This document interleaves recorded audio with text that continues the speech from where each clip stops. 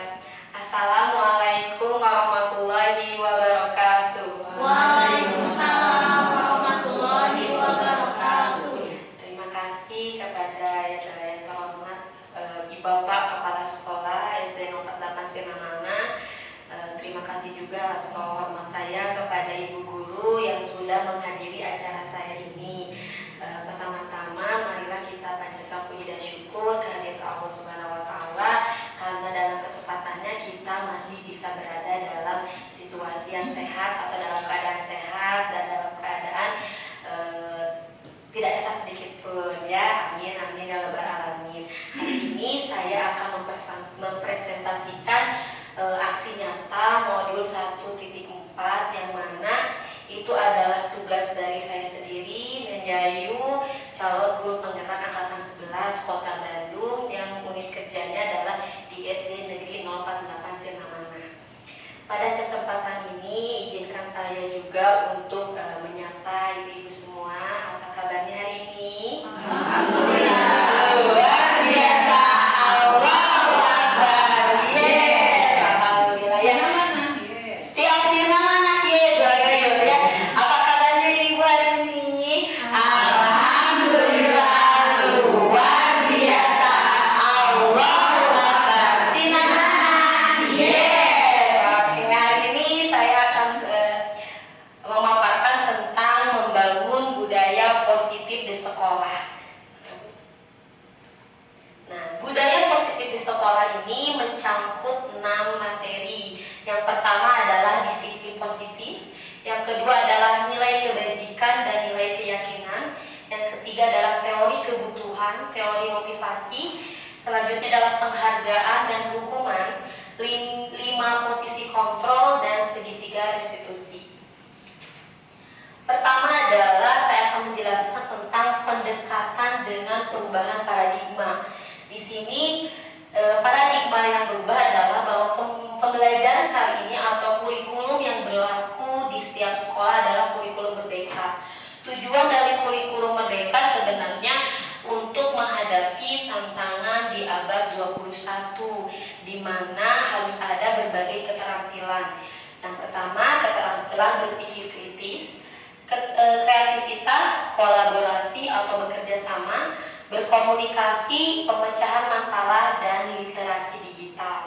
Yang difokuskan adalah sebenarnya literasi digital karena kita sudah era perkembangan teknologi yang pesat. Nah, di sini tujuannya adalah bahwa kurikulum merdeka ini setiap anak atau setiap keluaran atau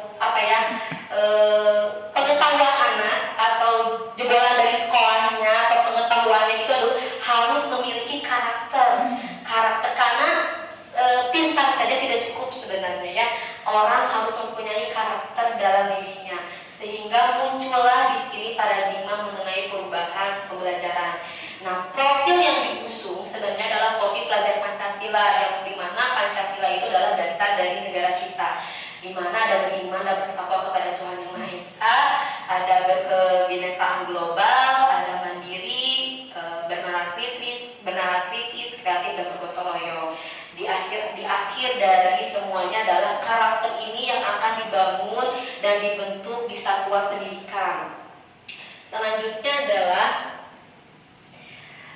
di dalam dunia pendidikan pasti ada yang namanya miskonsepsi tentang teori kontrol. Jadi dalam pembelajaran pasti ada yang namanya teori kontrol. Ini ada sebenarnya ada yang hilang. Yang pertama adalah bahwa pendidik itu atau disiplin itu harus mengontrol murid. Ilusinya sih harus mengontrol murid. Tapi kenyataannya dengan perkembangan zaman mengontrol murid saja tidak cukup sebenarnya. Sebenarnya anak akan nurut ke kita ya. Dalam satu waktu anak pasti nurut. Tapi dalam situasi lain ketika dia merasa terkekang maka dia akan muncul egonya gitu. Bisa jadi tantrum, bisa jadi dia melanggar aturan gitu. Itu yang namanya ilusi. Jadi sebenarnya mah boleh gitu. Sebenarnya betul pendidikan itu mengontrol murid, tapi itu hanya ilusi sebenarnya. Anak punya ego sendiri gitu. Selanjutnya adalah ilusinya bahwa bahwa kritik dan membuat rasa bersalah mampu menguatkan karakter. Ternyata dengan membuat orang merasa bersalah itu tidak menguatkan karakter. Bisa jadi nanti muncul emosi atau muncul kalau sekarang mah meluap gitu emosinya teh lewat sesuatu yang tidak diinginkan. Misalkan dia balas dendam dengan yang dibawa, kok aku pernah dulu dibuat menyesal, atau bisa jadi depresi gitu. Jadi setiap pendidikan disiplin itu atau peraturan itu ternyata emosi membuat anak itu harus bersalah gitu. Atau mengkritik anak apakah membangun? Kalau zaman saya mungkin membangun ya. Kalau dengan situasi anak sekarang, dengan Gen Z sekarang, itu dengan membuat kritik itu tidak semua anak bisa mampu menampung kritik. Karena anak itu tidak semuanya memiliki mental yang sama. Yang ketiga adalah ilusi semua penguatan itu positif. Artinya memberi penghargaan kepada anak itu tidak setiap memberi penghargaan itu adalah positif. Bisa jadi dengan pemberian penghargaan itu anak menjadi tidak muncul kreatif. Anak menganggap bahwa lebih baik diberi daripada memberi. Ya, kalau diberi kan dia dapat, kalau memberi dia mengeluarkan. Nah, sebenarnya bagus, tetapi ini hanya ilusi saja, tidak membenarkan. Ya, jadi suka ada yang di kelas dapat poin, satu sama dapat poin gitu. Tapi di poin itu kan sebenarnya anak hanya kuat beberapa minggu untuk mematuhi. Selanjutnya ya loss gitu, karena anak memang tidak bisa kita kontrol sepenuhnya. Selanjutnya adalah ilusi bahwa orang dewasa berhak memaksa. Nah, ini orang dewasa itu boleh memaksa, sebenarnya tidak gitu. Karena orang dewasa itu meskipun sudah dewasa ya, tidak boleh memaksa keinginan orang dewasa kepada anak-anak. Artinya dia punya keinginan dan cita-cita sendiri. Nah, jadi ini adalah ilusi ya tentang teori kontrol. Selanjutnya paradigma stimulus respon. Jadi dulu itu ketika guru menyampaikan, maka anak harus merespon. Nah, maka ubah stimulus respon menjadi teori kontrol. Jadi kalau stimulus saya mengeluarkan emosi, nanti orang yang lain akan menanggapi. Itu adalah stimulus respon. Artinya realita atau kebutuhan kita sama, ternyata tidak. Kebutuhan saya dengan ibu pasti akan beda. Nah, itulah setiap anak mempunyai kebutuhan dalam belajar itu berbeda. Karena anak punya masa lalu, punya kebiasaan, punya karakter keluarga yang berbeda. Makanya sebenarnya dalam teori kontrol ternyata realitanya kebutuhan kita itu berbeda. Itu secara kontrol berbeda, tapi secara stimulus respon kita menganggap bahwa semuanya sama. Selanjutnya adalah semua orang melihat yang sama. Artinya saya melihat yang anak-anak itu sama. Ternyata secara teori kontrol setiap orang itu mempunyai gambaran yang berbeda. Jika saya gambarkan 5 tambah 7 sama jika saya gambarkan 3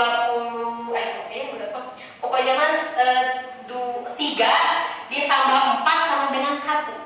Jika saya punya stimulus respon berarti semua hal yang sama, saya menganggap bahwa 3 ditambah 4 itu 1. Betul? Betul? Betul tidak? Tidak. Harusnya berapa? Tapi saya pengennya 3 tambah 4 itu 1. Nah, kita tidak mengejar bahwa hal itu sama gitu. Karena menurut persepsi saya bukan 3 ditambah 4 dalam operasi hitung-hitungan. Tapi menurut saya 3 hari ditambah 4 hari sama dengan 1 minggu. Hanya belum jelas juga mungkinnya. Saya bilang 2 tambah 4 sama dengan 1. Nah, jadi di sini menganggap ketika stimulus respon, orang itu menganggap itu sama kabeh teh. Kalau habis sedih kudu sedih kabeh. Kalau habis senang kudu senang kabeh gitu. Padahal semua orang enggak sama. Senangnya kamu enggak boleh menularkan, senangnya kamu boleh menularkan orang lain. Tapi sedihnya kamu jangan sampai menular ke orang lain gitu. Disebut stimulus respon. Tapi perlu teori kontrol, kita berusaha memahami pandangan orang lain. Oh, kita berani memahami. Coba heula, tinggal heula. Nah, coba 3 ditambah tambah 4 juga jijik. Dengarkan dulu penjelasan saya. Belum selesai. Saya hanya mengeluarkan argumen, ya. Jadi hanya mengeluarkan argumen. Entah itu fakta atau tidak fakta, tunggu dulu penjelasan saya. Jadi di sini ada menurut teori kontrol. Selanjutnya adalah kita mencoba mengubah orang lain agar pandangannya sama. Ibu mau cek aku kudu kieu kudu urutan. Anak pokoknya kamu harus yuk di luar kabeh. Gua di luar kabeh semua. Anak harus sama seperti saya. Ternyata menurut teori kontrol tidak. Semua perilaku memiliki tujuan. Tidak bisa saya harus langsung ikut semuanya. Tidak, tapi harus punya tujuan. Karena saya tidak bisa mengubah orang lain. Yang bisa saya ubah adalah diri saya sendiri. Saya nggak bisa merubah Bu Suantini, ya, nggak bisa merubah Bu Salsa. Mau Bu Salsa suka saya atau tidak suka, saya tidak bisa mematikan Bu Salsa suka saya. Tapi yang saya harus lakukan adalah kontrol diri saya, gitu Mas. Ini menurut teknik kontrol, gitu. Selanjutnya adalah sama ini sama yang atas sama. Orang lain tidak bisa mengontrol saya. Saya pun tidak bisa dikontrol oleh orang lain.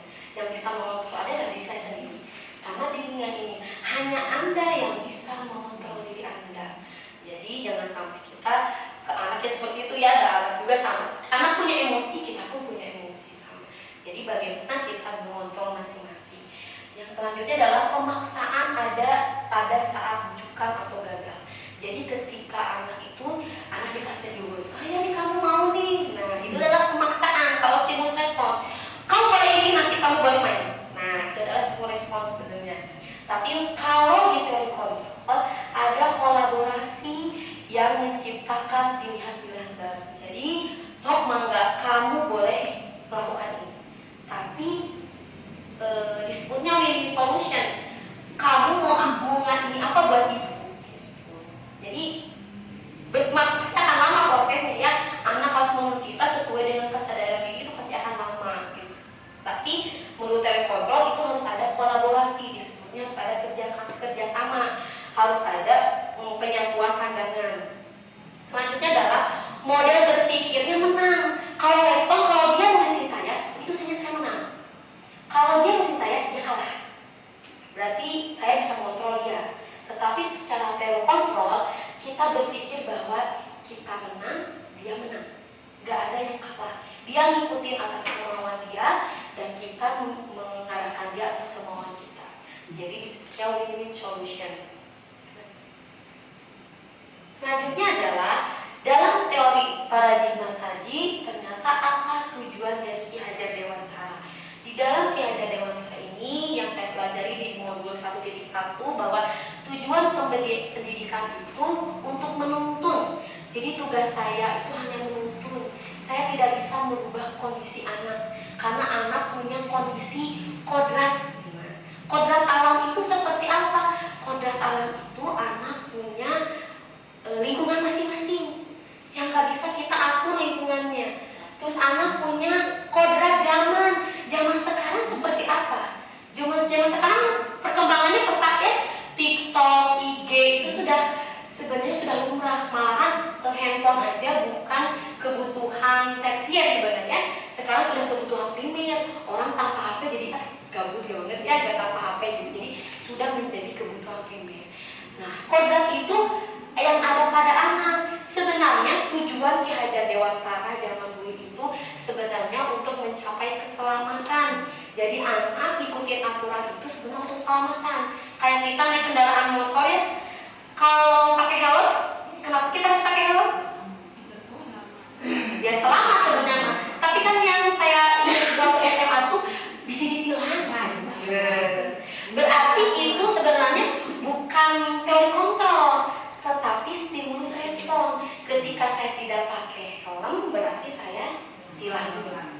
Tapi kalau menurut teori kontrol harus ada win-win solution. Berarti kalau saya pakai helm, tujuannya adalah untuk keselamatan. Ya, mentaati aturan dengan kesadaran diri sendiri, bukan karena ada sibuk polisi. Jadi bukan ada faktor, disebutnya faktor eksternal, motivasi eksternal, bukan motivasi intrinsik atau motivasi yang ada pada diri. Nah, namun namun memberikan teladan, mendidik murid sesuai zamannya. Jadi kalau sekarang zamannya itu sudah anak-anak itu berpendapat itu bebas ya. Nah berarti tugas kita itu hanya menuntun saja. Main di GT seperti apa, main YouTube itu seperti apa, karena kita tidak bisa mengontrol anak di rumah 24 jam. Anak gimana ya main game? Berapa anak kita, 29 anak bisa kontrol, karena kita beda kondisi ya, beda lingkungan gitu. Tapi kalau dengan kondisi kontrol, anak harus dituntun dulu nih. Setelah itu baru akan menemukan namanya win-win solution. Terus mengajar harus sesuai dengan kebutuhan belajar. Jadi mengajar itu harus sesuai dengan kebutuhan murid atau berpihak pada murid, sehingga terciptanya lingkungan yang positif dan memotivasi untuk terus belajar. Nah selanjutnya boleh Ibu, apa yang dimaksud dengan disiplin? Pasti sudah dengar ya, apa itu disiplin? Boleh mengacung tangannya, raise your hand. Oh Bu Emma, tata tertib, betul. Ada lagi? Aturan, betul. Ini aturan juga. Ada lagi? Oh, perasaan patuh terhadap nilai yang dipercayakan. Oh ini lebih dalam sekali berarti. Ada lagi? Taat, betul. Jadi memang betul tadi disiplin itu sesuai dengan definisi oleh ibu-ibu katakan. Jadi ada taatnya, ada patuhnya, ada sesuai dengan yang ditaatinya apa, itu adalah betul namanya disiplin. Tetapi menurut bahasa Latinnya, disiplin itu sebenarnya ternyata dari bahasa Latin yang artinya disiplina. Sebenarnya artinya bukan taat sebenarnya ya, tetapi lebih ke belajar. Nah, belajar ini apa? Sebenarnya disiplin ini tujuan awalnya hanya untuk diri sendiri. Belajar apa? Belajar menggali potensi menuju tujuan yang ingin dicapai. Belajar menghargai diri sendiri. Kadang kita pengen orang lain menghargai, tapi sebenarnya diri kita juga butuh dihargai ya, karena kita lebih berharga gitu. Terus menurut budaya kita, disiplin itu telah berubah menjadi yang dilakukan seseorang pada orang lain. Harusnya yang dilakukan kita untuk imbas kepada orang lain, tetapi ini ada yang dilakukan seorang kepada orang lain untuk mendapat tadi definisinya tadi kepatuhan, ketaatan, sesuatu yang dipercayai. Nah, kecenderungan ini menghubungkan bahwa disiplin ini ternyata tidak nyaman ya. Disiplin itu membutuhkan waktu untuk kumaha gitu. Ada konsekuensinya gitu. Terus bukan dengan apa yang kita hargai seperti tadi kata Bu Swantinya, menghargai atau mempercayai apa yang menjadi yang kita tahu itu tuh apa gitu. Terus mencapai sesuatu untuk tujuan yang mulia. Jadi seperti itu. Nah, namun disiplin positif itu adalah pendekatan. Sebenarnya disiplin positif yang akan dijelaskan itu adalah pendekatan yang berfokus pada pengembangan karakter sesuai dengan tadi paradigma di awal, bahwa kurikulum merdeka, bahwa pembelajaran ini adalah untuk menghasilkan lulusan atau insan yang berkarakter positif, mendorong perilaku yang selaras dengan nilai-nilai kebajikan. Terus budaya positif itu bukan berarti hukuman, tetapi membantu siswa atau murid kita memahami konsekuensi. Jadi yang kita inginkan adalah anak itu dihukum itu bukan karena dapetnya hukuman gitu, tapi dia tahu konsekuensinya kalau saya melakukan pelanggaran seperti ini. Tapi konsekuensinya alami dari tindakannya dan membuat pilihan yang bertanggung jawab.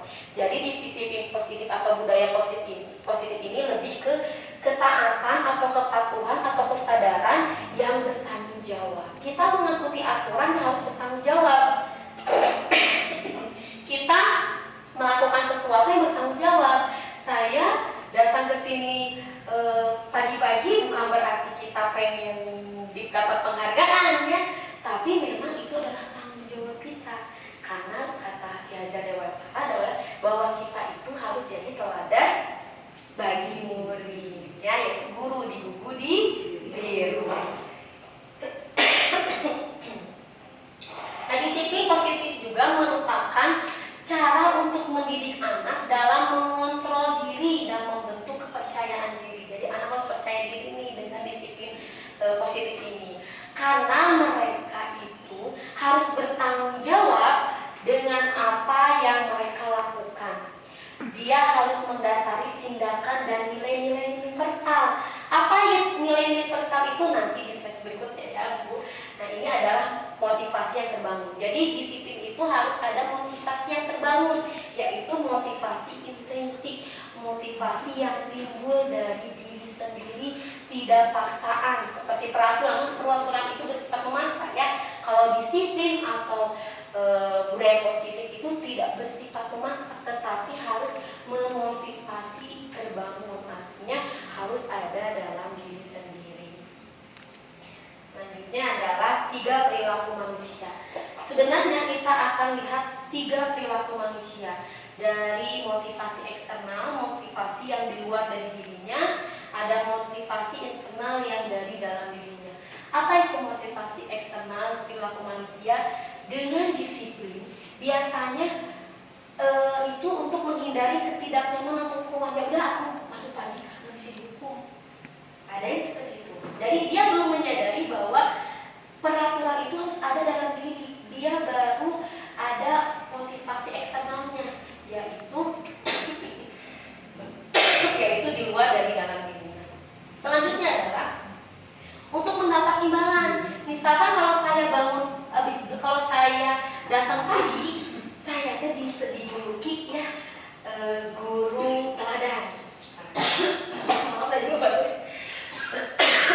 Guru teladan.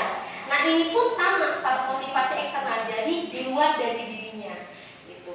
Namun yang ketiga adalah motivasi internal, yaitu orang melakukan atau mematuhi atau berdisiplin itu menjadikan orang itu atau yang mereka inginkan atau sebenarnya ingin menghargai diri saya sendiri.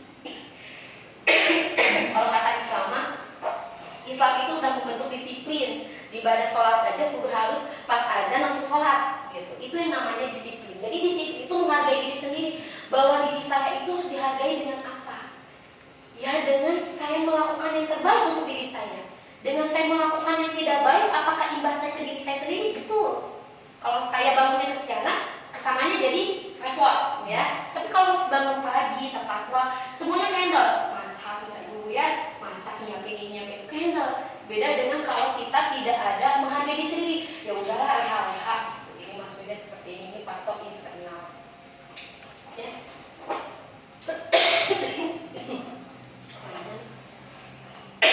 Nah, ini adalah nilai kebajikan. Nilai kebajikan itu adalah nilai yang akan dituju oleh murid. Nah, nilai ini harus bersifat positif, jadi tidak boleh bersifat negatif.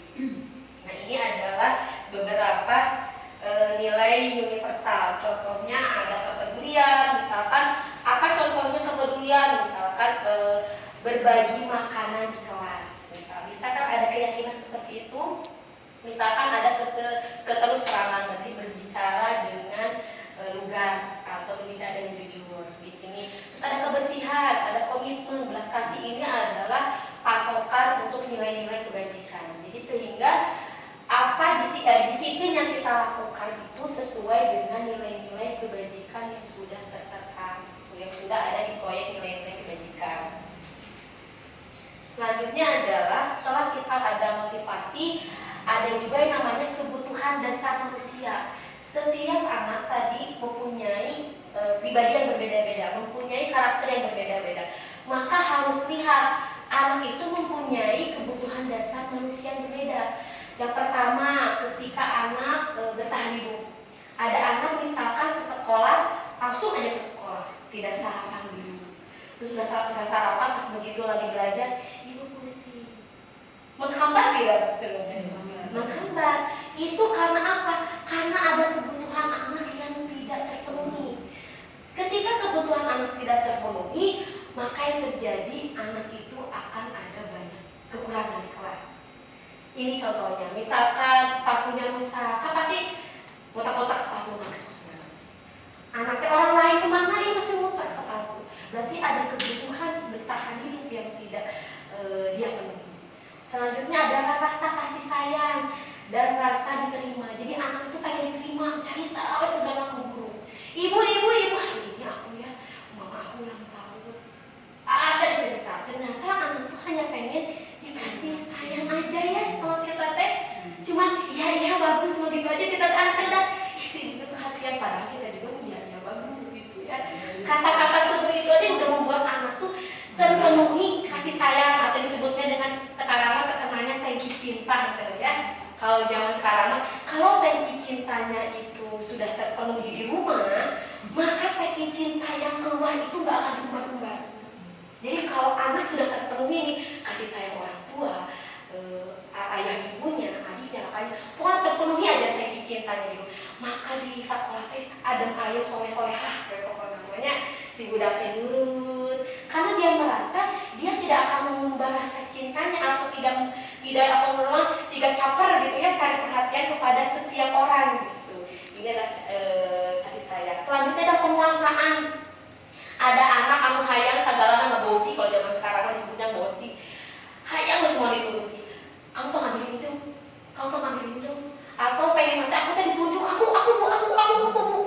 Ayah mau ditunjuk, padahal kan sebenarnya guru pengen kasih kesempatan kepada orang lain. Tapi anak itu teh ayah duluan. Aku pengen di sisi ini, aku pengen. Yang lain kan semua pengen masih ada kesempatan yang lain juga ya. Tapi ini kan apa? Karena dia punya pengen penguasaannya terpenuhi gitu. Selanjutnya adalah kesenangan. Anak tuh yang mereka kelas teh tidak mau belajar. Karena apa? Karena kebutuhan kesenangannya tidak ada. Misalkan di rumahnya tidak terpenuhi, maka dia mencari kesenangan di sekolah. Nah, kita kan pasti ini anaknya main di rumahnya nggak main gitunya. Padahal kebutuhan dia tentang kesenangan itu tidak terpenuhi di rumah. Atau energi dia power di rumah, dia main di sekolah, dia main. Berarti kebutuhan kesenangannya makin banyak gitu. Selanjutnya ada yang punya kebebasan. Anak itu pengen bebas, pengen belajar itu sambil ketawa-ketawa, pengen belajar itu sambil kutek-kutek, pengen belajar itu sambil ngobrol gitu. Jadi ini adalah dia tuh sebenarnya apakah dia di rumahnya tidak ada kebebasan gitu, apakah dia tidak terpenuhinya di sekolah gitu. Jadi ini adalah dasar kebutuhan. Sebenarnya zaman dulu pun sama ada ya, tapi dengan kompleksitas perkembangan zaman, generasi sekarang yang memang generasi yang teknologinya lebih tinggi, dari mulai kandungan juga anaknya sudah mengerti teknologi.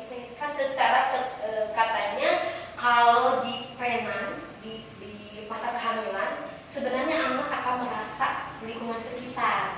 Ketika lingkungan sekitar itu lebih canggih, maka anakku akan lebih canggih. Sesuai dengan kata Regina Mitoli ya, bahwa didiklah anakku sesuai dengan zamannya. Nah ternyata benar ya. Kita bilang gak mungkin kita mendidik anak seperti zaman Nabi. Nah, gak ada IG zaman Nabi mah, gak ada apa sih? Facebook gak ada nggak ada zaman Nabi ya, pasti pakai unta. Jadi pasti akan berbeda gitu. Jadi inilah yang disebut dasar kebutuhan manusia. Nah selanjutnya adalah apa itu hukuman? Kan kita sebenarnya saya pun di sekolah, zaman saya sekolah ada hukuman. Anggaplah kita teh salah wae murid teh ngomong salah, dijawab salah wae guru teh, cicing wae salah, ibu teh yang naon tapi kita tidak tahu nih kebutuhan apa yang kita minta. Sekarang ada perbedaannya tentang hukuman, konsekuensi dan restitusi. Apa itu hukuman? Ada yang tahu hukuman apa bu?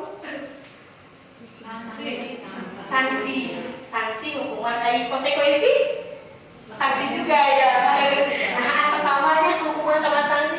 Kalau restitusi pengganti, karena itu pengganti ya, jadi itu pengganti dari aturan sebenarnya. Hampir sama betul, hukuman, konsekuensi dan restitusi itu sebenarnya punya kemiripan, hanya beda dari tujuan akhirnya. Nah ini yang saya jelaskan. Yang pertama, hukuman bersifat terencana atau tiba-tiba. Misalkan anak zaman saya nggak ngerjain PR. Nggak ngerjain PR? Ya aku ngerjain PR. Tulis halaman, aku mau mengerjakan PR, aku mau mengerjakan. Itu kuat. Ternyata tidak terencana, tiba-tiba itu mau guru. Guru nak ketemu tulis, lari sama keliling. Nah, anak lari sama keliling. Kan itu hukuman, karena hukum itu tidak terencana. Itu yang disebut hukuman. Jadi tiba-tiba gitu, kemudian melakukan ya udah. Sedangkan kalau konsekuensi itu terencana. Coba kalau kamu ngerjain, apa yang mau kamu lakuin? Kamu udah dijelasin sama guru, kamu ngerjakan hukuman. Nah, dia udah tahu. Nah, udah dibahas, udah disetujui juga. Tapi itu konsekuensi, udah ada kesepakatan. Sedangkan kalau restitusi hampir sama dengan konsekuensi, namun dia diajak untuk sok kamu gitu kayak kumaha dulu. Ayatnya perubahan, sok perubahan kumaha. Itu kan berulang kali, mungkin gak satu kali bu, memang akan ekstra mungkin ya.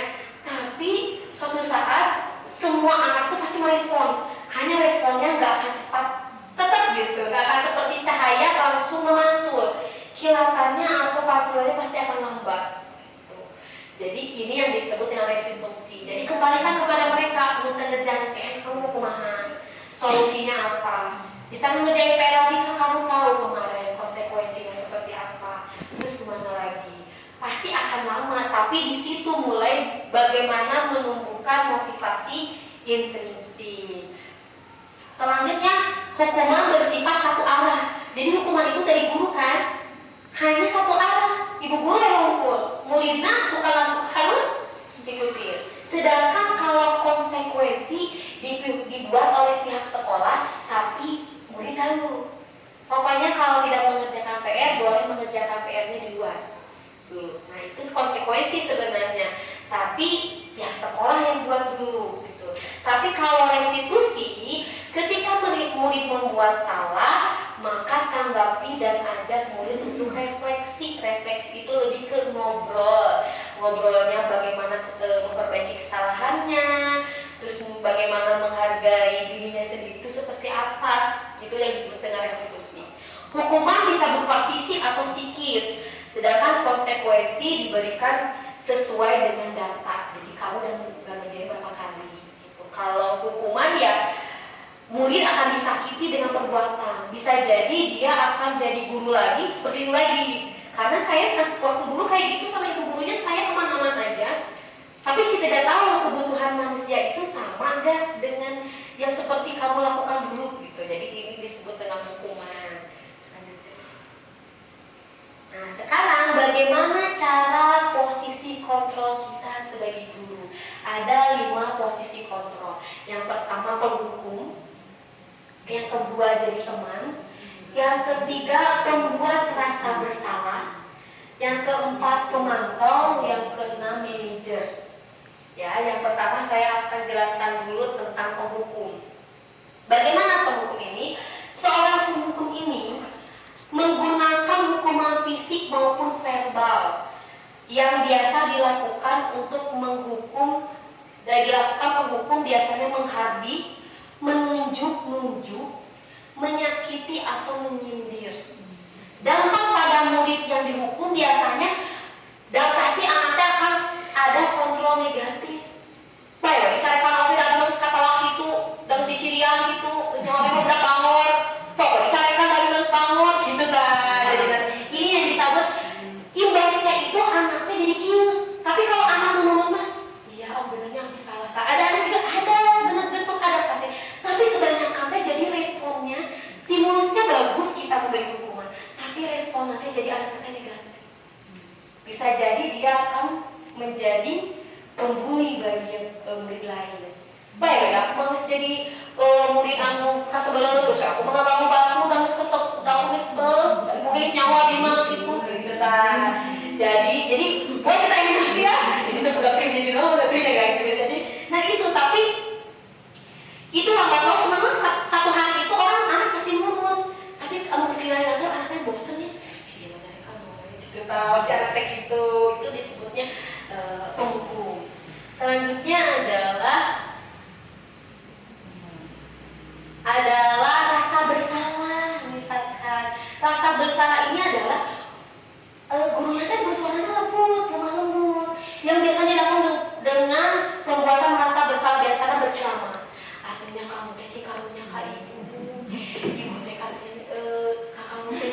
kumaha deui ibu teh geus ngebejaanmu geus ngeunan kumaha tuh kamu teh. Jadi sebenarnya merasa bersalah, ya Allah ibu bener ibu teh pas balik ke abi teh. Nah itu adalah posisi membuat si anak itu harus bersalah karek anak. Tapi posisi kita nggak kayak penghukum. Kalau penghukuman kan udah jelas, udah nujuk-nujuk orang di depan orang, otomatis anak tidak suka. Tapi kalau ini mah di lembutan atuh neng guru kunengnya cing bage ka indung teh atuhna kumaha atuh da indung teh tos bage atuh cenah teh si soleh. Nah jadi apa dampaknya? Ternyata dampaknya itu murid itu merasa rendah diri. Nah kumaha atuh nya abi mah kucuk ibu oge abi teh meuni inget-inget wae pelajaran ibu kemudian abi teh bodoh. Nah jadi ada yang berbicara segitu. Kalau mentalnya kuat bangkitnya, kalau mentalnya lemah pasti rasanya aku mah gagal pelajaran matematik, bagus aku mah bodoh matematik bisa. Nah ada kayak gitu ya.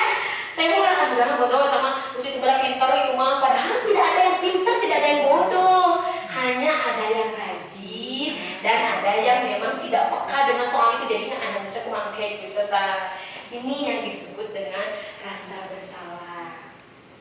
Selanjutnya adalah teman. Sebagai teman, guru ini sebagai teman tidak akan menyakiti murid, namun selalu berusaha mengontrol murid melalui pendekatan persuasif, artinya langsung ngobrol dengan murid. Nah, tetapi posisi ini membuatkan alasan-alasan untuk muridnya. Nah, dampaknya itu si murid ini kegantungan ke guru. Sama guru ini aja, guru ini mari. Nah, bergantung karena dia posisinya sebagai teman dan memang tidak menuntun tadi. Jadi ya udah nggak apa-apa ya udah. Nah, gitu. Jadi kita ngerasa ya sudah sama ibu ini memang nggak apa-apa. Tapi jadi nanti kalau sama guru lain nggak mau karena pas guru gimana pas soalnya gitu. Ini yang disebut post bestie. Kita harus ada ibu bestie dah. Aku mah nggak apa-apa sama guru ini mah gitu. Nah disebut sebagai bestie atau teman. Selanjutnya adalah pemantau. Nah ini yang memantau. Ini adalah biasanya guru selalu mengawasi muridnya yang berpatokan pada catatan atau kesepakatan yang sudah dibuat.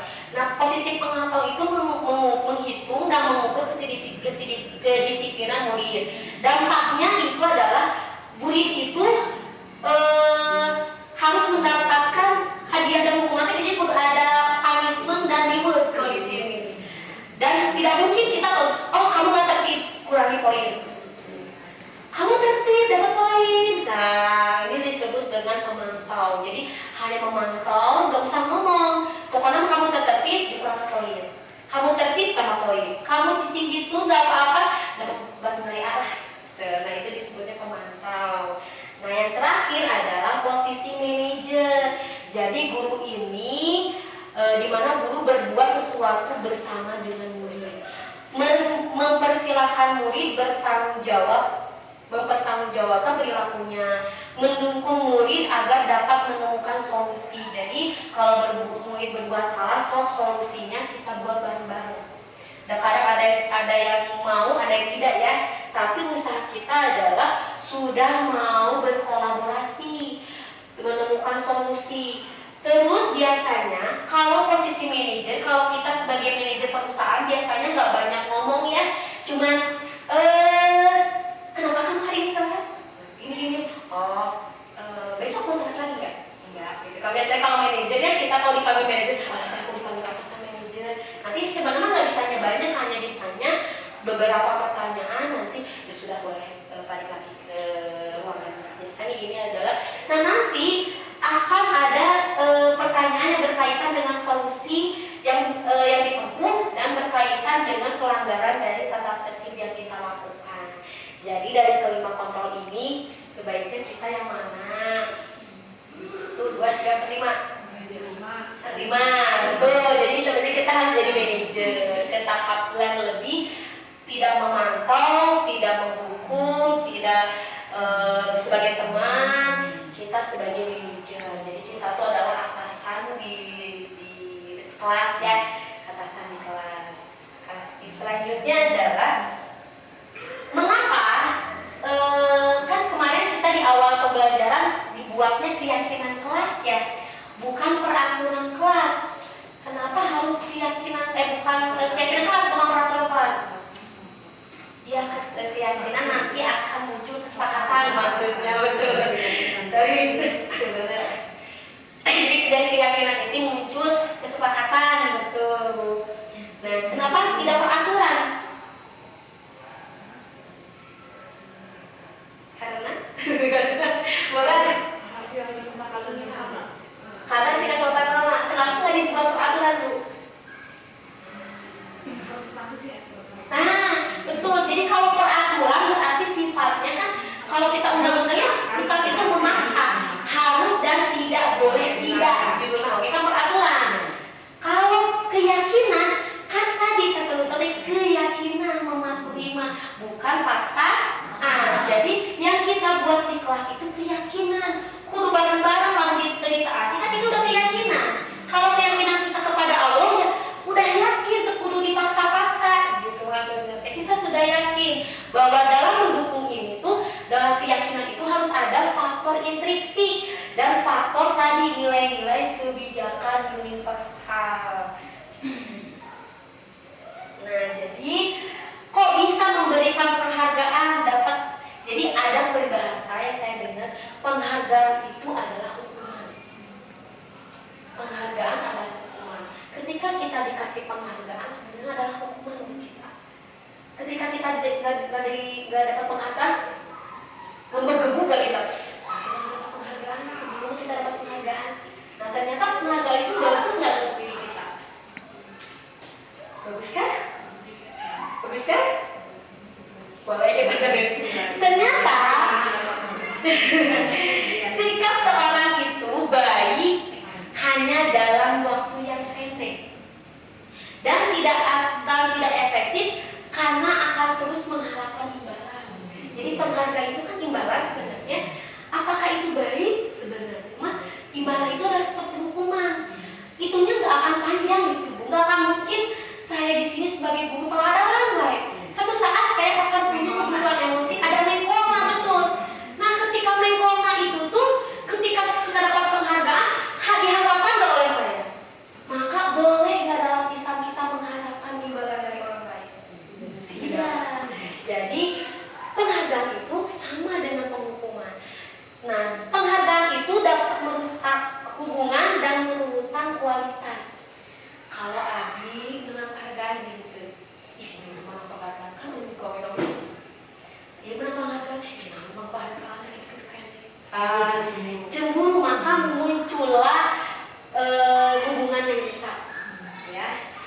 Dan menurunkan kualitas serta kreativitas. Karena yang dituju oleh penghargaan itu adalah poinnya ini. Padahal kreativitas itu tidak dibatasi dengan peraturan. Kita punya kreativitas ya, boleh apa aja ya.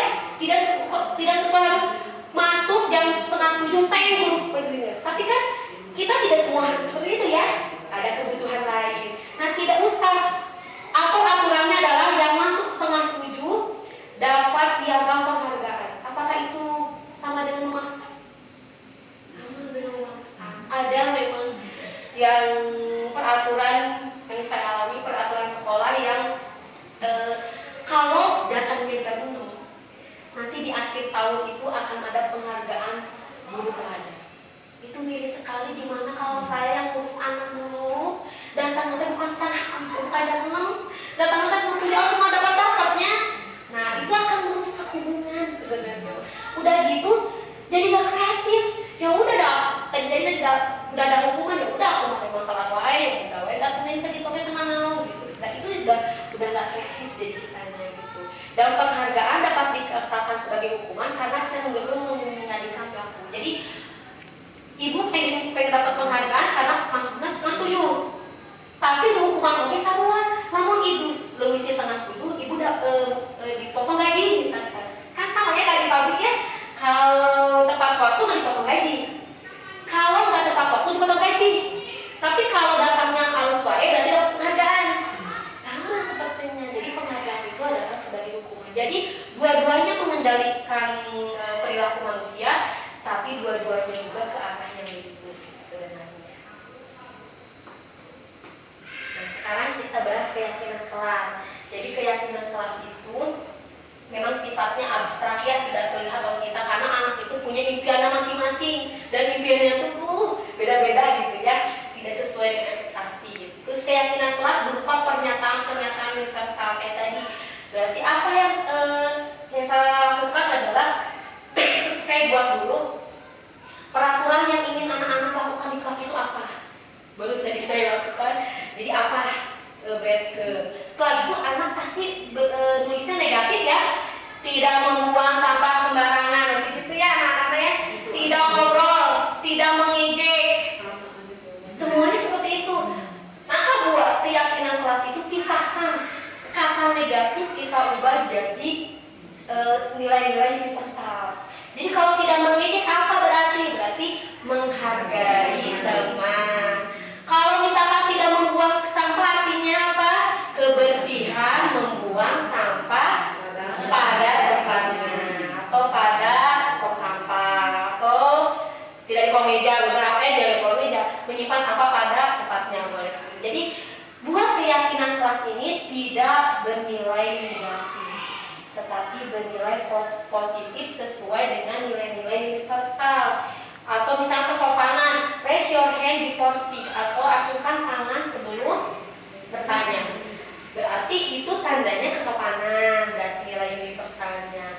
Terus warga sekolah atau kelas itu harus berkontribusi dalam pembuatan keyakinan kelas, karena setiap kelas pasti akan beda keyakinan, karena beda kebutuhan dari setiap siswa atau murid.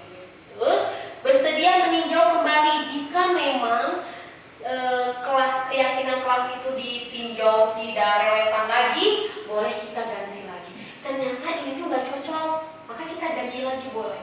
Karena setiap hari, setiap bulan, setiap detik akan ada perubahan sikap atau perilaku. Seperti ini. Selanjutnya adalah implementasi keyakinan kelas. Jadi ada kelas impian nanti buat kelas impian, terus tulis peraturan apa yang mau kamu buat, terus apa keluarkan negatifnya, masukkan universalnya, baru buat kesepakatan. Nanti biar lebih mengena biasanya buat di bawahnya sok tanda tangan, kita tanda tangan semuanya. Ya boleh. Jadi itu adalah disebutnya keyakinan dalam bentuk nantinya kesepakatan bareng-bareng. Jadi disebutnya kesepakatan kelas. Sebenarnya keyakinan yang dimiliki anak dimunculkan, dibahas bersama, jadilah kesepakatan kelas. Maksudnya seperti itu. Selanjutnya kita akan ada penerapan segitiga restitusi. Penerapan segitiga restitusi ini adalah tadi mencari solusi ya dalam setiap permasalahan, mencari pilihan. Ada 3. Yang pertama itu menstabilkan identitas. Jadi buat anak merasa gagal karena berbuat salah menjadi positif terhadap dirinya. Jadi ketika dia berbuat salah, jadikan tumbukan itu menjadi hal yang positif. Terus validasi kebutuhannya untuk membuat anak merasa gagal karena berbuat salah menjadi positif terhadap dirinya. Sama, jadi validasi lagi. Kenapa kamu buat kesalahan? Terus menanyakan keyakinan. Anak melihat kesalahannya dihubungkan dengan norma sosial. Anak harus tahu bahwa norma di luar sana itu tidak sama dengan norma di kelas atau di sekolah. Dan nilai-nilai yang mendasari manusia berinteraksi dengan orang lain. Jadi dalam berinteraksi itu tidak bisa dalam satu arah. Jadi harus 2 arah dan menemukan yang namanya win-win solution. Tuh. Nah di sini ada kata-kata menstabilkan identitas. Biasanya berbuat salah, misalkan anak itu kan berbuat salah, kita ajukan lagi, berbuat salah itu hal yang manusiawi. Tidak ada manusia yang sempurna. Betul gak Ibu Guru? Nggak sempurna sebenarnya secara ini. Bapak Ibu juga pernah berbuat salah. Kita pasti bisa menyelesaikan permasalahan ini. Bapak Ibu tidak tertarik untuk mencari tahu siapa yang benar, siapa yang salah. Bapak Ibu lebih tertarik untuk menyelesaikan masalah. Selanjutnya adalah kalau kamu menyalahkan dirimu sendiri terus-menerus, apakah kamu bersikap baik pada diri kamu? Ini lebih ke penghargaan terhadap diri. Selanjutnya adalah validasi. Validasi lagi kesalahannya apa? Kamu bisa saja melakukan hal yang lebih buruk. Anak itu sebenarnya sana bisa melakukan hal lebih buruk. Artinya anak akan mengeluarkan emosi yang ada dalam dirinya dalam bentuk perbuatan. Tapi kamu tidak melakukannya kan? Jadi kita pastikan validasi bahwa anak itu tidak melakukan dengan sengaja ataupun tidak disengaja gitu. Kamu pasti punya alasan mengapa kamu melakukannya. Jadi setiap perbuatan anak pasti ada alasannya. Entah itu 5 kebutuhan dasar itu tidak terpenuhi. Misalkan anak ayah aku mah broken home, ya, anak broken home ya. Berarti ada kebutuhan rasa cinta yang tidak anak miliki gitu. Nah itu akan ada alasan anak mengapa melakukan seperti itu. Apa yang penting bagi kamu? Anak punya kepentingan sendiri. Kamu boleh tetap berusaha menjaga sikap itu, tetapi tambahkan sikap yang lain yang baru. Yang selanjutnya adalah, maukah kamu belajar cara lain untuk mendapatkan yang kamu butuhkan tanpa harus memukul? Kadang anak nggak tahu memukul itu benar atau salah. Yang mau tahu dia adalah dia harus meluapkan emosi. Terus, apakah kamu bisa melakukan dengan lebih baik besok lagi? Anak harus mencari, harus ke rumah dulu, bertenang dulu, nanti besok bisa nggak kamu berubah lagi menjadi lebih baik lagi? Tapi kita nanti pantau terus tersebut. Selanjutnya, menanyakan keyakinan. Tadi kita sudah buat keyakinan ke kelas dari saling menghormati, saling menghargai, kebersihan. Nah, nanti tanya apa nilai yang kita percaya di kelas. Terus nilai-nilai universal apa yang kita sepakati kemarin? Seperti apa sih atau yang kamu rasakan ketika kamu melakukan itu? Apakah kamu menjadi seperti apa, nanti orang seperti apa gitu. Jadi ini adalah pertanyaan bahwa menanyakan keyakinan yang ada di kelas, karena kita sudah membuat keyakinan kelas.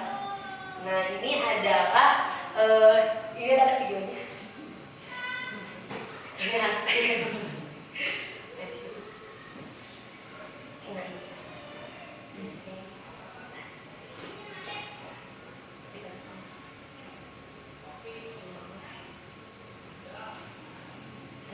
Nah ini sebenarnya saya sudah melakukannya kemarin di kelas ujian dengan Arsya ini.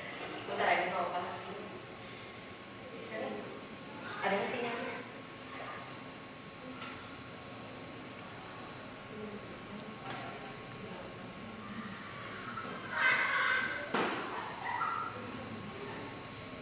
Ibu boleh dimakan dulu makanannya sambil.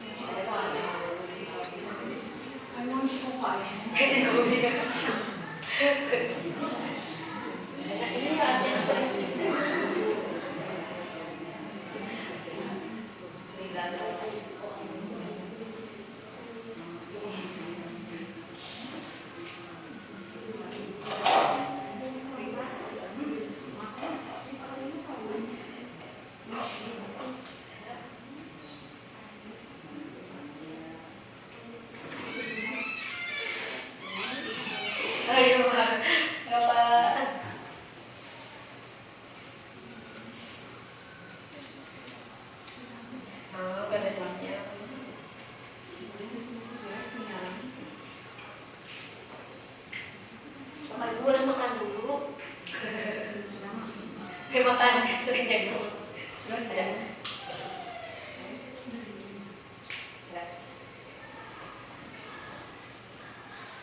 ini ada segitiga diskusi nggak ada suaranya sih. Ayo bawa itunya.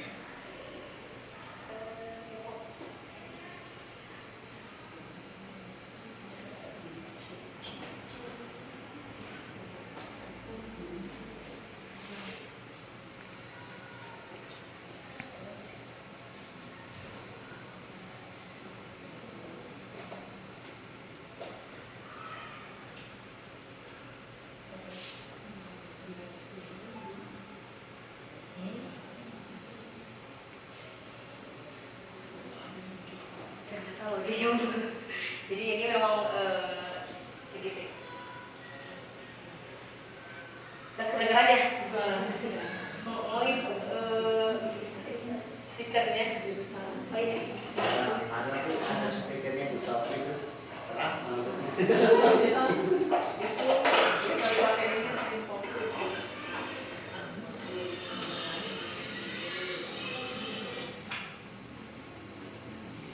usianya.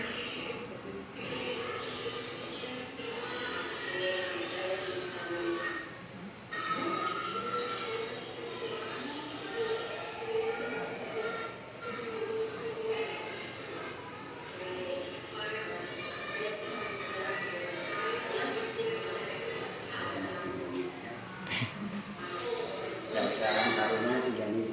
Jadi validasi tindakan yang salahnya.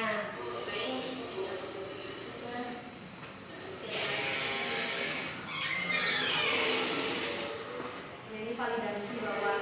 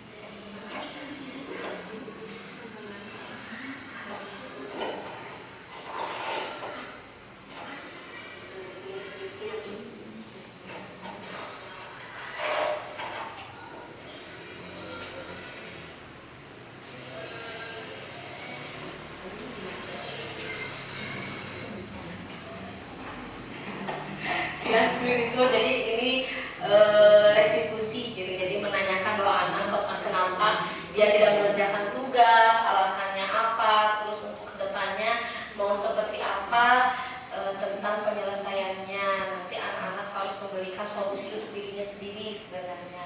Dan kedepannya ini tidak 1-2 hari mungkinnya anak itu akan ikut gitu, tapi insya Allah akan selanjutnya akan mengikuti jika memang tadi ada motivasi intrinsik yang muncul dalam diri anak sebenarnya. Itu yang utamanya ya. Karena saya pun tidak bisa mengendalikan anak-anak kalau secara kontrol ya, tetapi kita bisa bekerja sama saja maksudnya. Itu ibu-ibu yang bisa saya sampaikan. Terima kasih atas perhatiannya. Wassalamualaikum warahmatullahi wabarakatuh.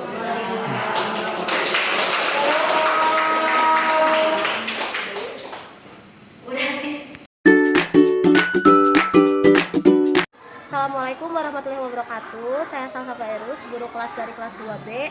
Setelah saya mengikuti diseminasi budaya positif yang disampaikan oleh Bu Yayu, alhamdulillah ada beberapa ilmu yang memang baru saya dapatkan pada saat itu, terutama ketika membuat keyakinan kelas dan juga menyepakatinya bersama anak-anak. Untuk apa yang disampaikan oleh Bu Yayu sangat bermanfaat dan juga menambah ilmu. Untuk kedepannya semoga Bu Yayu bisa memberikan lagi ilmu-ilmu yang dapat guru-guru SDN 048 Sirna terapkan khususnya di dalam kelasnya masing-masing. Terima kasih. Bismillahirrahmanirrahim. Assalamualaikum warahmatullahi wabarakatuh. Saya Bu Intan, wali kelas 5 C. Saya merupakan peserta dari diseminasi yang sudah disampaikan Ibu Yayu yang berjudul Budaya Positif. Banyak banget hal yang baru saya pelajari, terutama mengenai cara membuat keyakinan kelas, di mana kata-kata dalam membuat keyakinan kelas itu harus menggunakan kata-kata yang positif.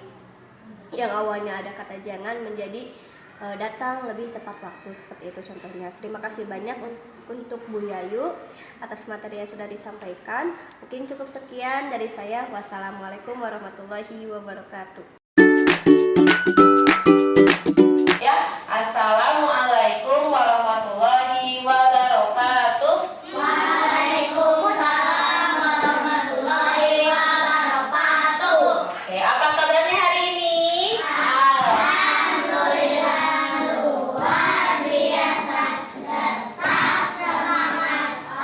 Allahu Akbar. Yes. Aduh, nggak semangat. Yes. Tepuk semangat.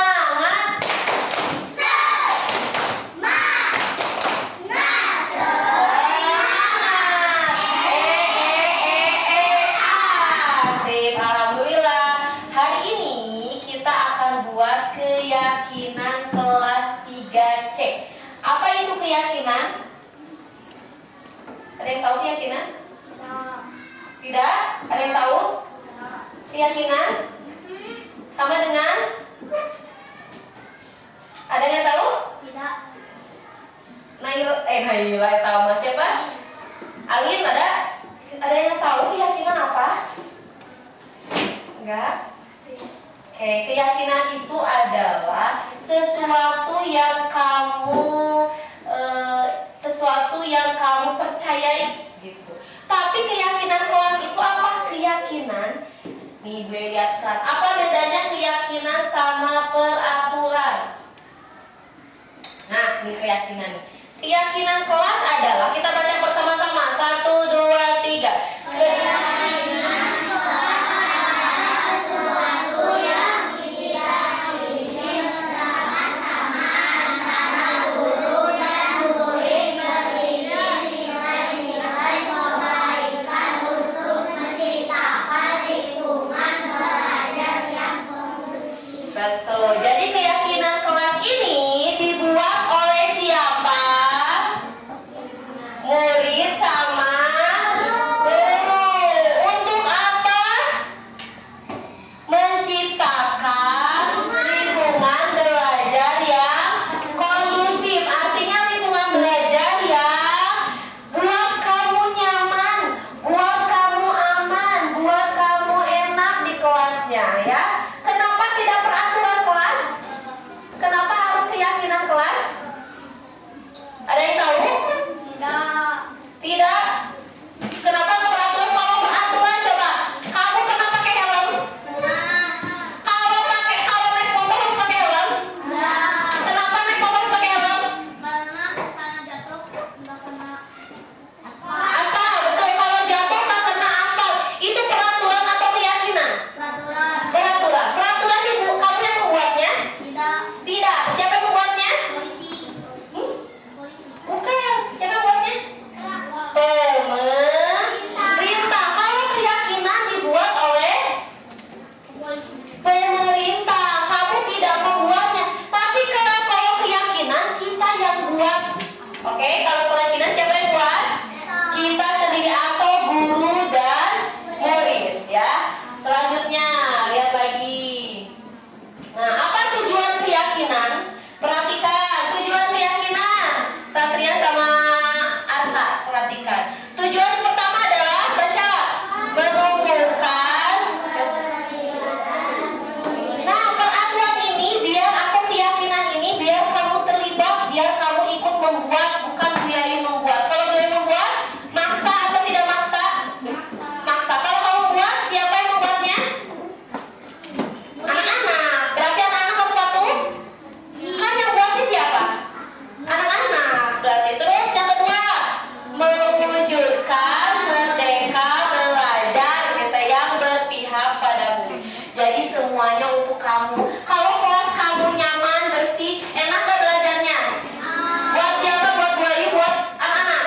Anak-anak, bukan buat Bu Ayu saja. Selanjutnya, menciptakan komunikasi dua arah antara bu guru dan murid. Selanjutnya, membiasakan budaya dan disiplin positif. Jadi dibudayakan kita menggunakan disiplin positif. Oke, selanjutnya lihat ada namanya ini belum nih ada kelakuan atau perilaku. Coba kamu cek baik atau tidak.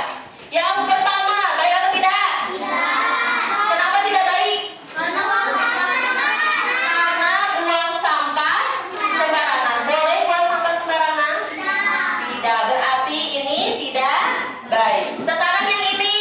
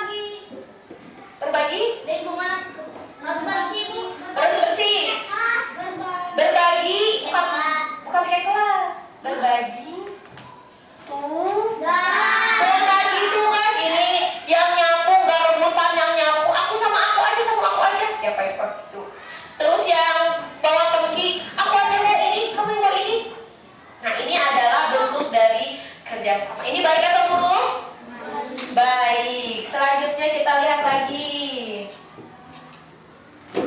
Nah, kita akan membuat keyakinan kelas. Yang pertama adalah, kan tadi sudah dilihat mana yang baik, mana yang tidak perbuatannya. Itu sama dengan di kelas tidak? Ya. Sama? Oke, Bu Yayu akan bagikan, keluarkan pensilnya. Keluarkan pensilnya. Bu Yayu akan bagikan. Kamu tulis satu saja, jangan banyak ya. Satu keyakinan kelas.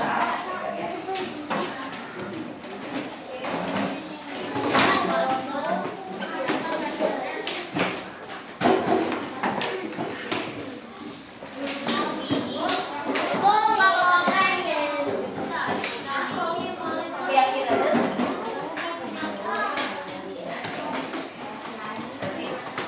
Nanti di situ dulu.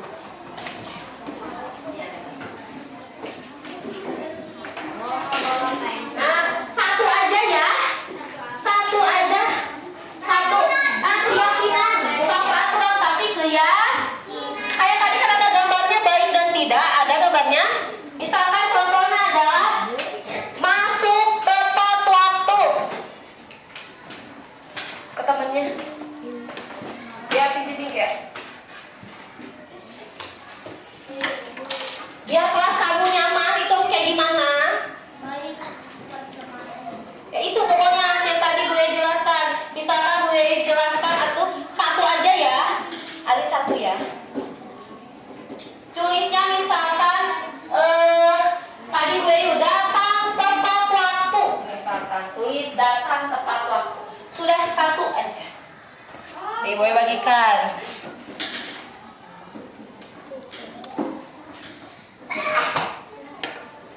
Sita.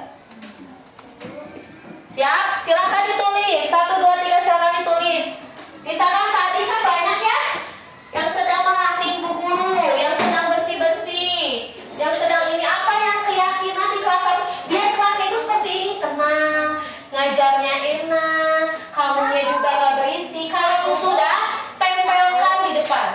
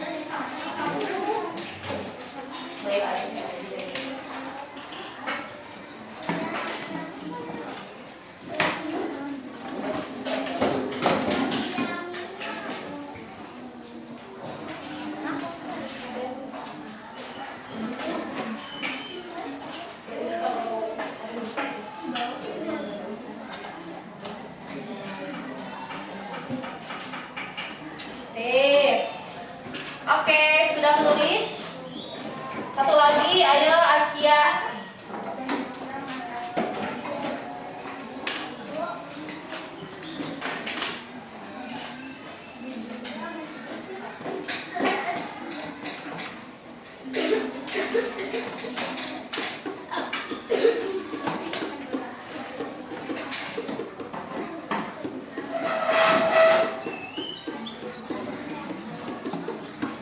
Ya, Pak Askia, satu lagi. Oke, silakan simpan pensilnya. Tidak dimainkan lagi pensilnya. Pak Askia tempel. Langkah, baru langkah berapa tadi? Langkah pertama menulis. Sudah menulis? Langkah kedua ngapain tadi? Ditempel. Langkah ketiga ngapain setelah ditempel? Itu lihat bawah. Ganti kalimat menjadi kalimat positif. Jadi kalian cari kalimat negatif. Kalimat negatif itu bisa dipakai tanda apa? Pakai kata apa? Enggak. Tidak. Enggak, tidak. Jangan. Enggak, tidak, jangan. Sekarang Pegio boleh duduk Pegio. Sekarang Mikaela dan Ataya. Barisan ini dulu dua orang. Mikaela sama Ataya. Anaya. Mikaela sama Anaya. Cari kata negatif atau kalimat negatif. Nanti belum, sabar, semuanya masih ada sesi berikutnya. Ini perempuan dulu. Dipegang dulu, dipegang.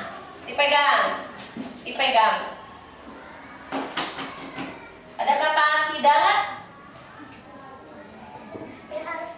Kata tidak, cari yang kata tidak. Nah, tidak. Ada lagi nggak? Cari lagi, ada lagi nggak? Oke, satu lah. Itu. Ada lagi nggak? Satu lagi, betul, satu lagi.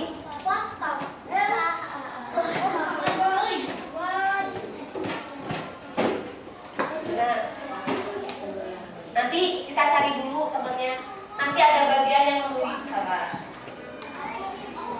Nah, ya. Selanjutnya, jangan dilepas. Selanjutnya ada berapa katanya? Ada 4. Coba bantu. Nanti dulu. Laki-laki berarti Koko dulu. Silakan kamu nanti dulu satu-satu pasti semuanya kebagian. Katanya ini tidak boleh terlambat sekolah. Berarti harus apa katanya? Kalau tidak apa pakai kata tidak berarti harus apa? Gimana kata-katanya? Tepat waktu itu apa? Ke sekolah tepat waktu. Tulis di situ. Ke sekolah tepat waktu. Tulis, ini pegang. Ke sekolah tepat waktu. Selanjutnya, apa itu? Tidak boleh main-main saat belajar. Berarti kata positifnya apa? Apa? Menyimak penjelasan guru. Dibantu tulisnya oleh Arsya. Sabar. Satu-satu nih. Tadi katanya apa Arsya? Tidak boleh main-main. Ini harus apa? Tadi apa tadi? Ayo. Tidak boleh main-main berarti menyimak penjelasan guru. Boleh duduk. Tulis di sini ya. Tulis lagi. Kan ini kata negatif. Gak tahu ini kata negatif. Diubah sama kamu tadi apa maksudnya? Menyimak penjelasan. Sok ubah menyimak penjelasan guru. Anaya boleh duduk. Selanjutnya lihat. Yang siapa ini? Yang Kaila. Tidak boleh ngobrol. Saksikan tempel. Tidak boleh ngobrol. Berarti harus apain? Kalau tidak boleh ngobrol harus apain?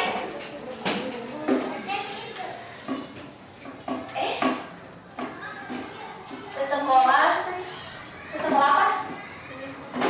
Ke sekolah tepat waktu. Benar sih. Kamu tempel yang itunya di sini. Yang negatifnya tempelnya di sini. Tempel di sini yang kosong. Oke, selanjutnya tidak boleh ngobrol. Terus ngapain di kelas kalau nggak boleh ngobrol? Harus tertib. Tertib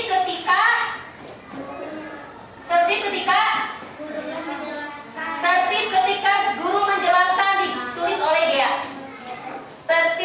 ketika guru menjelaskan. Nih. Tertib ketika guru menjelaskan. Tulis di sini ya. Nanti yang negatifnya tempel di bawah. Goyang dari bawah. Stop. Apa tadi ya tulisannya? Tertib ketika guru menjelaskan. Selanjutnya tidak boleh tadi tempel lagi. Negatifnya di sini. Yang negatifnya di sini. Yang positifnya menyimak. Yang negatifnya di sini. Tadi negatif tidak. Betul? Nah positifnya itu. Tidak boleh teriak-teriak. Berarti harus gimana kalau teriak-teriak? Teriak-teriak. Berarti harus ngapain di kelasnya? Gak boleh berisik. Gak boleh, tapi masih gak boleh. Tidak teriak-teriak. Berarti harus ngapain? Berbicara. Berbicara sopan dan santun. Boleh. Berbicara ditulis oleh Upi. Karena Upi yang ngomong. Berbicara sopan. Sopan dan santun. Berbicara sopan aja lah ya. Berbicara ini kayak ini. Ya udah itu aja, berbicara sopan. Sudah? Ini penting. Jadi sini nih. Yang tidak dari tempel. Kenapa? Selanjutnya sudah? Oke, sudah, silakan tulis dulu. Kemudian sekarang ini sudah ada, sudah semuanya ditulis sama nanti Upi ya. Kita kelompokkan mana keyakinan yang sama. Bisa dikelompokkan oleh Aswad. Silakan Aswad. Tina, Hamimah, Askia, sok ke depan semuanya. Kelompokkan. Kan sabar, semuanya pasti kena bagiannya. Sabar. Sabar. Masih banyak yang dikerjakan. Yuk kelompokkan ini. Sini kelompokkan. Mana ini masuk sekolah tepat waktu, betul? Kelompokkan mana yang masuk sekolah tepat waktu. Nah, ini kelompokkan di bawah, berarti ini copot dulu. Ini ke bawah saat gitu. Ini enggak, ini di bawah sama tuh. Ini sama, ini masuk tepat waktu, kan? Kelompokkan dulu yang masuk tepat waktu, cari. Nah, gitu kelompokkan. Kelompokkan berdepan ke sini nih. Ke sini nih. Sini. Ke sini, ke bawah ya. Kita kelompokkan dulu, sabar. Kita kelompokkan. Ada lagi enggak? Tepat waktu. Nah betul. Sok tempelkan ke bawah. Ini cenah. Kita buat yang itu jadi poin. Udah. Sekarang sudah ada belum? Sekarang yang mana yang mau dihubungi? Yang kedua apa ini?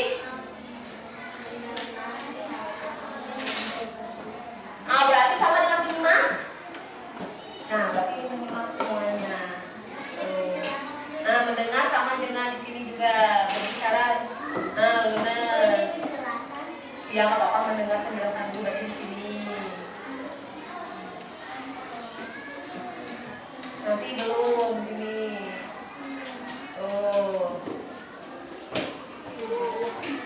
Tertiban nggak? Tertiban tadi mah ini mah mendengar. Dengar nada. Menyimak sama mendengar beda. Di sini menyimak, ke sini aja. Menyimak ke sini. Ini mendengarkan boleh. Sama lagi menyimak. Menyimak boleh.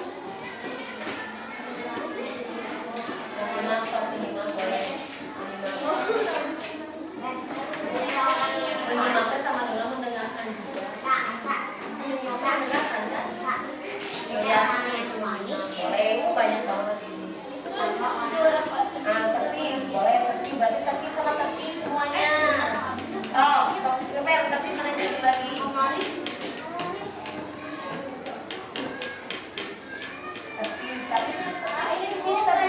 Di sini saya tertib. Tertib. Terus mana lagi?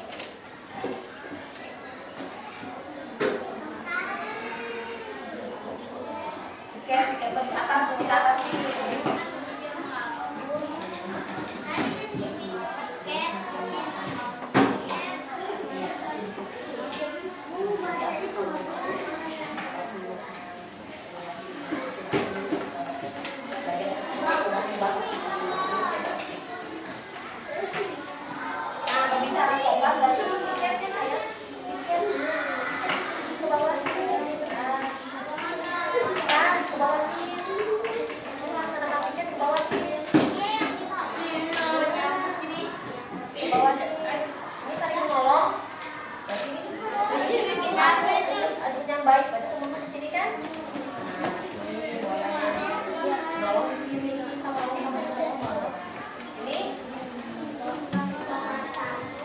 pisau bersih yang mana ini? Pisau bersih yang mana? Ya, berarti kan yang mana coba kita?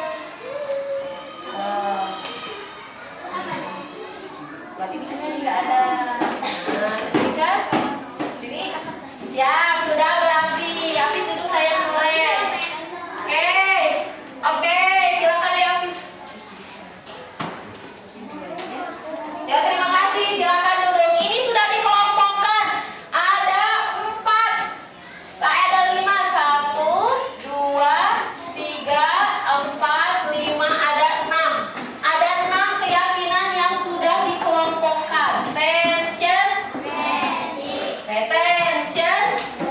Ada 6. Kita lihat sudah dikelompokkan. Nih, yang kedua adalah sudah dikelompokkan. Kita akan tinjau keyakinan yang sudah disusun. Nah, lihat, perhatikan ini semuanya tentang masuk tepat waktu semuanya. Upi boleh duduk. Yang ini yang kedua adalah semuanya mendengar. Nah, kita ulangi 2 orang ya. Beliau pengen 2 orang ya. Silahkan Askia. Askia dulu sini.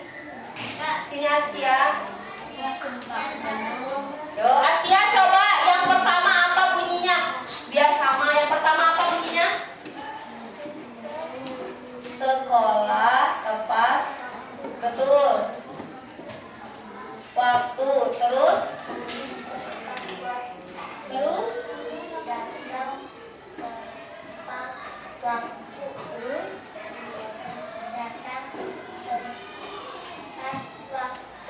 Terus? Ke sekolah tepat. Sama nggak semuanya?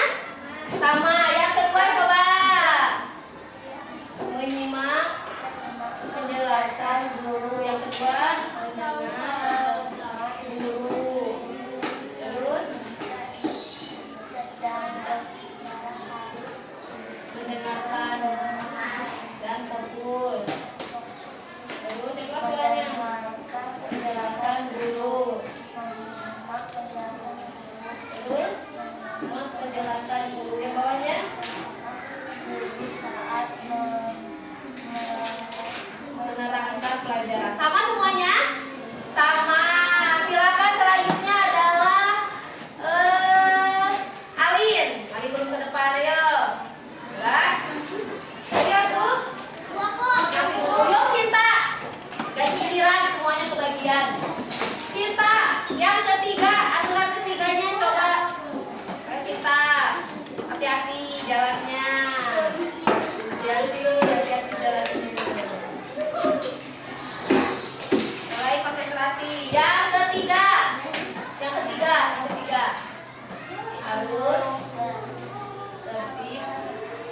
Apa suaranya tertib? Harus tertib kelas, betul. Oke, tertib ketika guru menjelaskan. Belum Sinta. Yang keempatnya belum. Yang keempatnya tentang apa? Tiket terus. Tiket kelas, terus melaksanakan ini. Melaksanakan tiket kelas, terus lingkungan. Oke, yang selanjutnya adalah Joy, dulu saya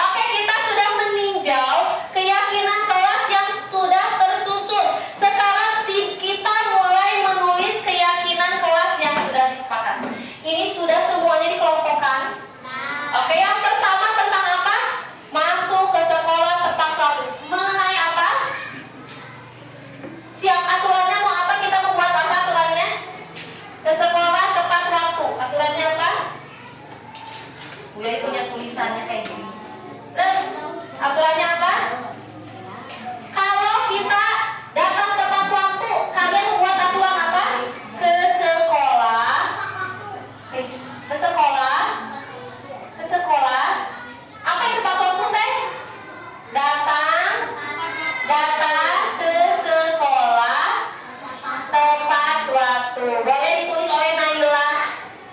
Nailah menulis ke sekolah tepat waktu. Tulisannya apa tadi? Ke sekolah. Datang, bukan ke sekolah. Datang ke sekolah tepat waktu. Tulisannya gede ya. Langsung tempel. Yang pertama apa tadi? Datang. Oke, datang ke sekolah tepat waktu. Oke, yang kedua, nanti nulis ya, ada bagian nulis, nulisnya di kursi saya. Oh, boleh di situ. Yang kedua, menyimak penjelasan guru, mendengar penjelasan guru, berbicara jika guru berbicara, mendengarkan guru. Jadi kita membuat kesepakatan apa, keyakinan apa? Datang ke sekolah tepat waktu. Gede-gede nggak? Kalau enggak agak gini biasa. Apa kita harus apa, kita menyimak penjelasan guru. Berarti kita mau buat ini sudah positif. Berarti harus apa kalau menyimak itu?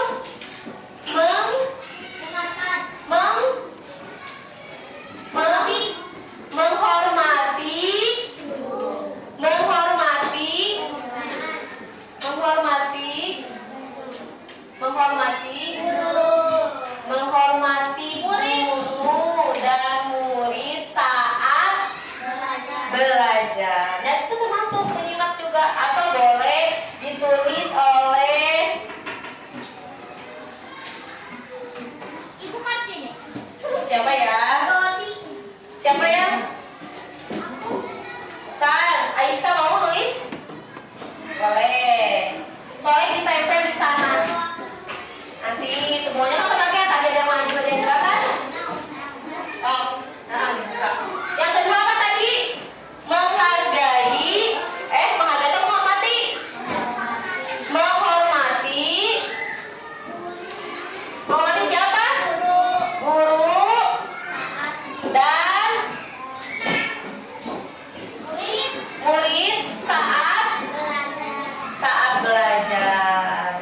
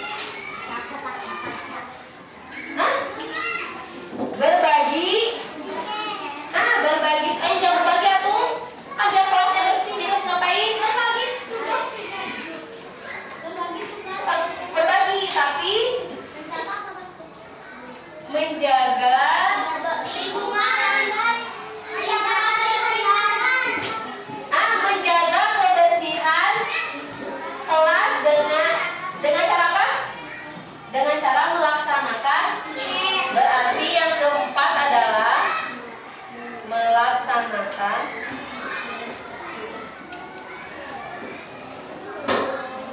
Piket kelas. Boleh Hamimah atuh. Hamimah belum ya? Oh sini Hamimah. Semuanya kebagian kalau memang adanya kebagian. Ditulis yang ini ya.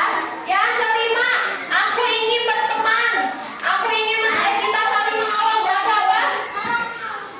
Saling menolong sesama. Saling tolong menolong sesama. Sesama teman aku yang manusia. Boleh. Ya. Sip, baru nomor 2, mana nomor 3? Belum, nomor 4. Selanjutnya nomor 6. Berbicara sopan dan santun. Udah betul ini? Betul? Nah, kita tulis. Berbicara dengan tempel, sopan dan santun. Tolong ditulis oleh siapa yang menulis? Kamu udah nulis. Boleh. Siapa teh? Kinan. Jadi kasih Kinan. Tulis yang nomor 6. Nomor 6-nya sekarang ya? Yang nomor 5 siapa yang nomor 5? Siapa lagi yang bisa dengar? Nanti kamu kan udah tadi ke depan. Kamu udah tadi ke depan. Berarti Alin yang belum. Ini Alin. Ayo, udah belum Alin? Oh Alin. Alin tuh udah belum? Stop Alin. Sironi ini. Sini aku. Alin tulis nomor 5. Kina nomor 6. Oke? Alin nomor 5, Kina nomor 6. Ini. Tulis. Di sini tulisnya. Udah?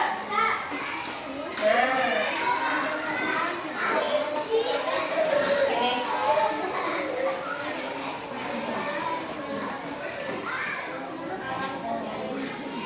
Oke, selanjutnya adalah nanti kita kalau sudah ditempel semuanya, kita akan tanda tangan. Bisa tanda tangan? Kalau enggak berarti tulis apa ke ini? Nama. Kalau enggak tulis nama ya. Nih, kita sudah. Oke, ulangi lagi. Kita sepakat atau tidak? Datang ke sekolah tepat waktu, sepakat? Benar. Benar, gak ada yang telat lagi. Oke, ulangi lagi. Datang ke sekolah tepat waktu, sepakat? Oke, yang kedua adalah menghormati guru dan murid saat belajar, sepakat? Oke, nggak ada suaranya. Menyimak saat guru menjelaskan, sepakat? Hanya Mikaela yang bersuara. Menyimak saat guru menjelaskan, sepakat? Nomor 4, melaksanakan piket kelas, sepakat? Berarti kelasnya harus bersih atau kotor? Bersih. Besok dilihat. Yang kelima, saling tolong menolong sesama teman, sepakat? Berarti gak ada yang gak ditolong sama temannya. Bu, aku nggak bawa pensil. Gak ada yang nolong, berarti harus ditolong. Nomor 5, berbicara dengan sopan dan santun, sepakat? Sepakat? Hanya Mikaela harus bersuara, sepakat?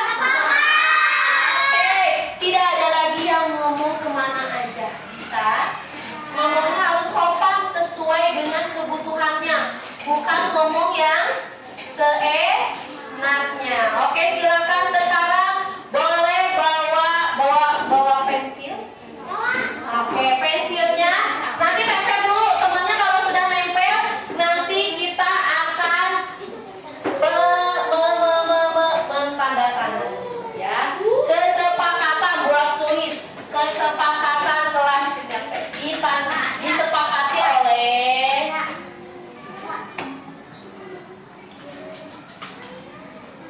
Sepakati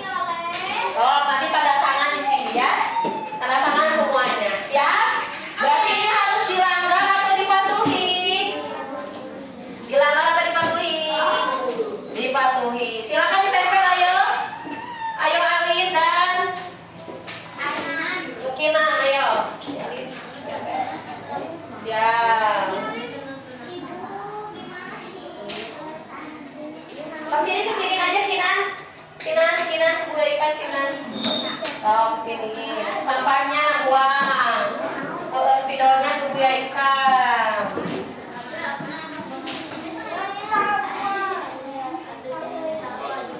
Ayo, Asya dan Tio. Sok silakan bawa pensilnya. Silakan bawa pensilnya dan tanda tangan ngantri. Siapa yang duluan ngantri? Ngantri dua baris. Di sini sebagian. Dua baris. Ngantri ke belakang. Silakan tanda tangan langsung boleh duduk. Kalau sudah selesai boleh duduk. Sinta ke depan. Ayo Sinta ke depan. Tanda tangan dulu.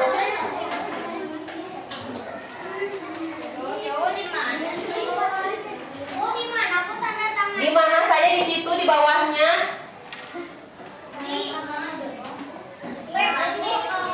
Bebas. Pokoknya mas sejajar ini. Maunya kan harus sopan. Yang gede-gede ada tulisannya. Biar kelihatan. Yang gede-gede tulisannya karena nanti. Rapi, antri. Yang sudah boleh duduk. Aiska. Video, yo. Yang terakhir boleh.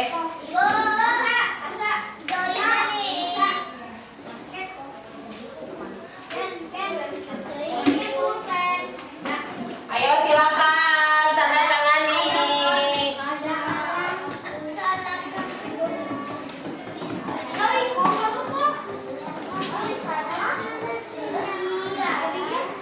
Silakan Alfa langsung duduk. Ayo berdua ini boleh oh ya berdua aja biar gak banyak. Ini berdua masih ada tuh kesana sebagian. Sini Aswan. Halo guys.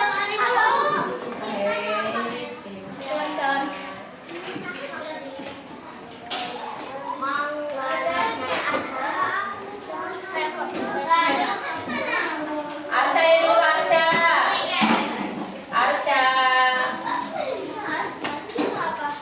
Video Arsya. Video. Assalamualaikum warahmatullahi wabarakatuh. Perkenalkan nama saya Mikaela dari kelas 3C. Saya tadi membuat keyakinan kelas dan bersama teman-teman saya. Perasaan saya sangat bahagia. Semoga keyakinan kelas akan dipatuhi bersama teman-teman. Wassalamualaikum warahmatullahi wabarakatuh. Waalaikumsalam warahmatullahi wabarakatuh. Perkenalkan nama saya Nabeza Ima dari kelas 3C. Saya membuat keyakinan kelas dengan teman-teman saya. Perasaan saya sangat gembira. Saya ingin keyakinan itu dituruti oleh teman-teman saya. Assalamualaikum warahmatullahi wabarakatuh. Assalamualaikum warahmatullahi wabarakatuh. Perkenalkan nama saya Ania dari kelas 3C. Tadi saya membuat keyakinan kelas bersama teman-teman. Perasaan